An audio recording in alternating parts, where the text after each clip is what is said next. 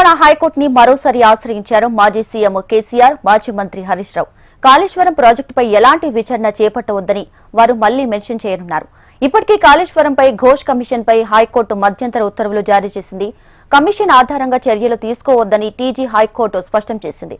ఇదిలా ఉంటే PC Ghosh commission report ని రద్దు చేయాలని కోరుతూ హైకోర్టులో పిటిషన్ వేశారు రిటైర్డ్ సీఎస్ ఎస్కే జోషి. ప్రభుత్వం సాక్షిగా మాత్రమే తనకు నోటీసులు ఇచ్చిందని, లీగల్ నోటీసులు ఇవ్వలేదని రిటైర్డ్ సీఎస్ జోషి కోర్టుకి చెప్పారు. తనపై ఎలాంటి చర్యలు తీసుకోకుండా మధ్యంతర ఉత్తర్వులు ఇవ్వాలని పిటిషన్ వేశారు. ఈ పిటిషన్పై కాసేపట్లో తెలంగాణ హైకోర్టు విచారణ చేపట్టనుంది.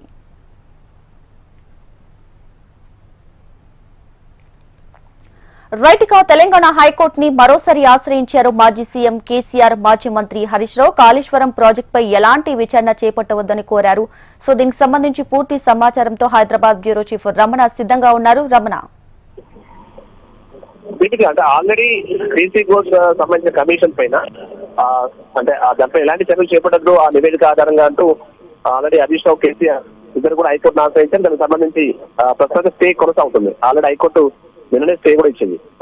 దాన్ని కొనసాగి దాంతో పాటుగా ఇటు ఏదైతే మనకి ఎన్డీఏకి సంబంధించినటువంటి రిపోర్ట్ ఆధారంగా మళ్ళీ ఖచ్చితంగా రేపొద్దున ప్రభుత్వం, తెలంగాణ ప్రభుత్వం చర్యలు చేపట్టాలంటూ సిబిఐకి లేఖ రాసినట్టుగా కూడా అది ఏం సమాచారం ఉందో సమాచారాన్ని బేస్ గా చేసుకుని దానికి సంబంధించి కూడా ప్రస్తుతం ఎలాంటి చర్యలు చేపట్టద్దు అంటూ ఈ పిటిషన్ దాఖలు చేశారు.